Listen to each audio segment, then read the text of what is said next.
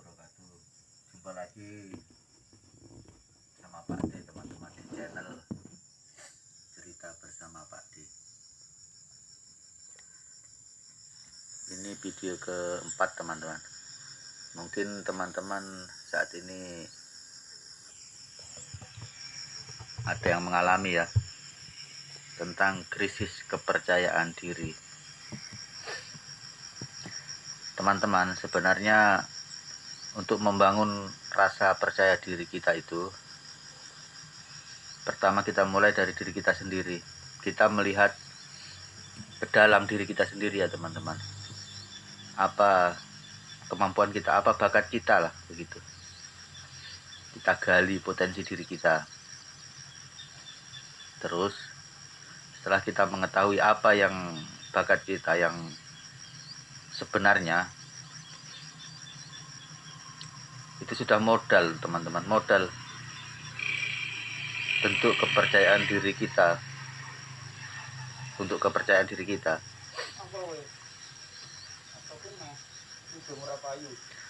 Karena kan setiap orang itu punya kelebihan dan kekurangan, teman-teman. Kita juga demikian, kita pasti punya kelebihan dan kekurangan. Kelebihan kita itu belum tentu dimiliki orang lain, dan kelebihan orang lain belum tentu kita miliki. Jadi itu sebenarnya kita sudah punya modal masing-masing. Terus apa yang harus kita lakukan? Yang harus kita lakukan adalah terus mengasah kemampuan kita itu. Jadi nggak perlu merasa minder, teman. Sama-sama manusia kok, sama-sama lahir telanjang istilahnya gitu kan. Biasa ada orang yang merasa, saya kurang pintar, malu, kurang percaya diri gitu kan.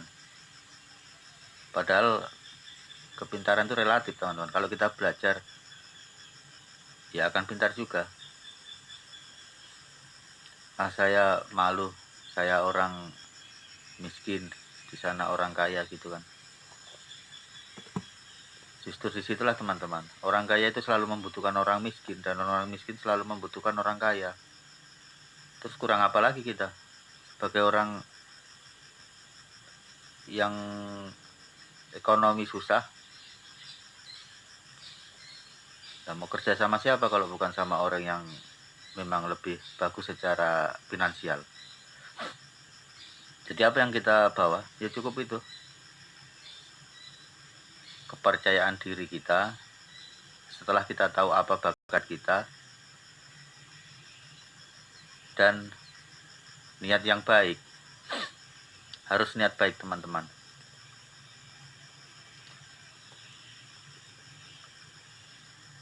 Segala macam aktivitas kita itu akan lebih terarah atau bernilai ibadah bila kita punya niat baik. Orang yang bermodal itu, teman-teman, dia nggak mungkin bisa menjalankan semuanya sendirian. Jadi dia mencari orang-orang yang jujur, orang-orang yang punya niat baik untuk bekerja sama. Nah, orang yang baik dan yang bisa bekerja sama itu apakah orang kaya juga? Ya belum. Ya dia lebih suka sama orang yang masih susah, yang masih kekurangan ekonominya. Misalnya ini teman-teman ya, misalnya ada pemodal ingin buka usaha dan dia nggak bisa menjalankannya sendiri, ya pasti yang dicari orang-orang yang belum bermodal kan, teman-teman, yang cuma modal niat baik dan kejujuran itu, terus ada bakatnya gitu. Jadi kita dibutuh, biarpun kita miskin, istilahnya kurang ekonomi, nggak usah malu, teman-teman. Kalau untuk bergaul atau ngobrol sama orang-orang bermodal itu nggak usah malu, karena kita semua saling membutuhkan. Ya, begitu ya. Yang penting harga diri tetaplah, jangan ngemis-ngemis minta modal. Kita kan modal kita kan cuma niat baik, kejujuran sama bakat.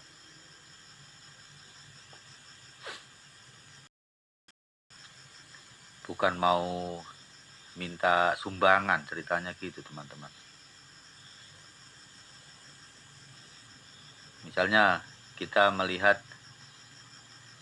peluang dan sesuai dengan bakat kita, ya sudah, kita tunjukkan bakat kita, kita cari relasi atau teman, atau ya teman untuk kerjasama. Itu yang pertama ini teman-teman ya, biasanya harus begitu. Nah, teman yang diajak kerjasama itu jelas orang yang bermodal. Setelah jalan usaha itu, yakin teman-teman akan banyak pemodal-pemodal lain yang datang untuk mengajak kita bekerja sama. Disitulah nama kita sudah muncul. Dan nama kita, walaupun statusnya kita hanya anak buah istilahnya, tapi kalau nama kita sudah bagus teman-teman, kita akan diperhitungkan. Bahkan nama kita bisa sejajar dengan para pemodal itu. Contohnya gini teman-teman, ada sopir untuk muat mobil dump truck teman-teman ya, yang muat pasir, muat tanah, atau muat batu gitu teman-teman ya.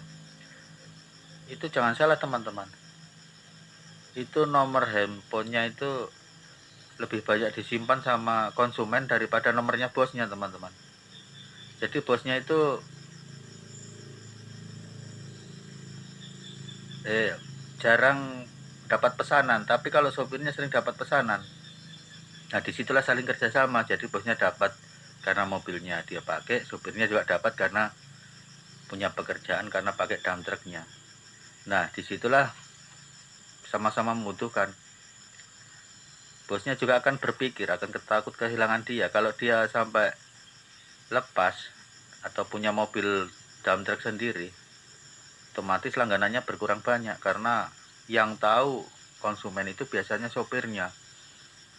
Bosnya jarang, paling cuma di toko nunggu semen, nunggu besi gitu kan teman-teman. Itu contohnya. Jadi nggak usah minder karena kita cuma sebagai anggota, sebagai orang kecil menghadapi orang besar. Gak usah, kita sama-sama membutuhkan.